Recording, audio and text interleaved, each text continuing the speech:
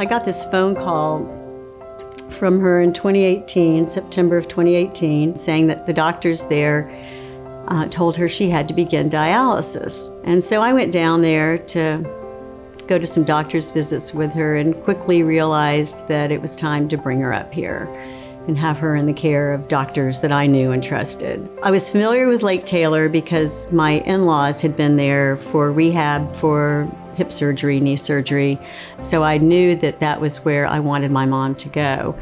And I'm so thankful because I can't imagine how it would have played out better anywhere else.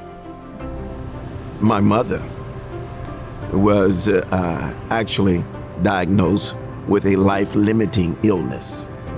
And out of that, I had the opportunity to share with my family.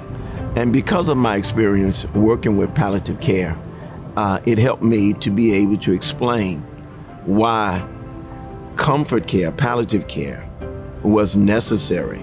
And they asked the questions, the typical questions: will she be in pain? What type of treatment?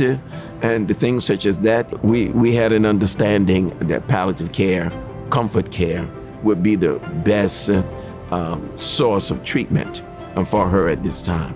We had tried to broach the subject of palliative care with her. All she could equate palliative care to, I think, was hospice care or I'm gonna die care. You know, she was like, didn't want to have that conversation.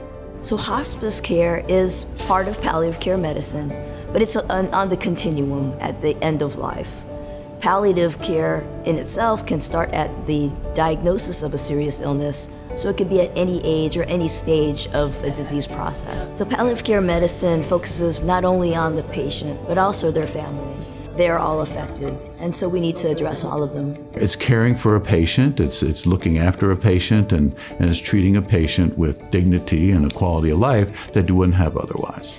The palliative care doctors at Lake Taylor seemed to be able to draw my mother into the conversation more easily. That was very helpful and comforting to me, because I knew that was their role, and I knew my mother was hearing them. The doctor came in and, sat down and explained to her, what this all meant, how it was gonna go, and her big question was, well, how am I gonna feel, and how long is it gonna take? We also got hospice on board at the same time, and it was very peaceful. We're sincere, and we walk with individuals through the process, not just the pastoral care person or chaplain person, but also the doctors and the nurses and the social worker. Offer to them the reality of where they are with a loving and wonderful bedside manner. So in the Hampton Roads area, we do have a very diverse population, and it's important for us to really talk with patients and families on all different levels of care, not just their physical care, but their psychosocial care. How does religion play into their health care? How does their culture play into their health care? In the past, if you look at the history, in the African American community especially, palliative care was not offered because palliative care had a stigma to it because of a lack of education. It is not a subject that is widespread. Palliative care, as I bring it up during Bible study, it gives them the knowledge and the wisdom that they can embrace what palliative care is. So that's my personal plight, other than the things that I've gone through and the deaths that have been in my family. Anytime we talk to a person and their family, it's going to be very individualized because everyone is unique. I believe that every resident, every student should have this palliative rotation as a part of their curriculum so that they can learn how to manage patient symptoms, how to have difficult discussion, and try to know their patients outside the charts, outside their disease as a person, so that they can have some compassion regarding with their patients. I'm just glad that Lake Taylor will be offering this opportunity to all of their patients on a full-time basis, because it is It's important to the families, but it's also important that these young doctors learn to deliver this service, because it is something that is going to be more and more critical as all of us age out. It's going to be necessary to have people in those roles. Lake Taylor's always been a leader in providing care to the population here that other people would not provide.